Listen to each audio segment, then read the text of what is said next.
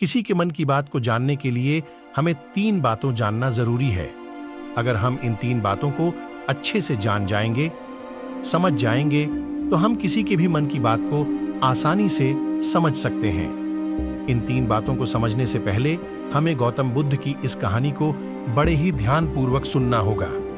इस कहानी को सुनने के बाद उन 3 बातों को हम समझेंगे तो आसानी। तो लिए शुरू करते हैं गौतम बुद्ध की उसे कहानी को, जिसमें 3 बातों पर जिक्र किया गया है। और समय पहले की बात है। एक छोटे से गांव में 2 भाई रहा करते थे। बड़ा भाई अंधा था, छोटा भाई खेती करता था। उसे समय जानवर बहुत थे, तो छोटे की खेती को नष्ट कर देते थे। वह बहुत परेशान था। एक दिन उसके मन में एक विचार आया, क्यों ना मैं अपने बड़े भाई को खेतों की रखवाली के लिए कहूं। तभी छोटे भाई ने बड़े भाई से कहा, आए दिन हमारी खेती जानवर नष्ट कर जाते हैं, तो तुम खेतों की रखवाली करो। जब भी खेतों में जानवर आए तो उनकी आवाज सुनकर तुम जोर जोर से चिल्लाना, जिससे शोर सुनकर जानवर भाग जाएंगे और हमारी फसल नष्ट होने से बच जाएगी। और बड़ा भाई उसकी बात मान लेता है और वह रखवाली करने लगता है। और इस तरह से बहुत दिन बीत जाते हैं। एक दिन राजा शिकार करने जाता है। एक जानवर का पीछा करते हुए राजा उसे खेत से गुजरता है, क्योंकि वह जानवर भी उसी खेत से भागता हुआ जाता है। तो राजा उसे अंधे व्यक्ति से पूछता है कि तुमने यहाँ से किसी जानवर को भागते हुए देखा है? तो वह अंधा व्यक्ति कहता है, मैं तो अंधा हूँ, मैं कैसे देख सकता हूँ कि कौन सा जानवर। लेकिन मैं इतना जरूर बता सकता हूँ कि जो भी जानवर यहाँ से भागा है वह तुम्हारे शिकार के योग्य नहीं है। अतः तुम अपना समय व्यर्थ में उसके पीछे बर्बाद कर रहे हो। तब राजा ऐसी बात सुनकर दंग रह गया कि यह व्यक्ति अंधा होते हुए यह कैसे कह रहा है कि वह शिकार तुम्हारे योग्य नहीं। तभी राजा ने उस अंधे व्यक्ति से पूछा कि तुम अंधे हो? मैं तो नहीं जानता। और अगर तुम अंधे हो तो तुम्हें कैसे पता है कि मैं जिस हिरण का पीछा कर रहा हूं वह मेरे शिकार योग्य है या नहीं? तभी वह अंधा व्यक्ति कहता है कि राजन, आप जिसको हिरण समझ रहे हो वह वास्तव में हिरण नहीं है, बल्कि वह एक हिरनी है जो गर्भवती है। और जहां तक मुझे ज्ञान है कि किसी गर्भवती हिरनी का शिकार करते हुए नहीं सुना है।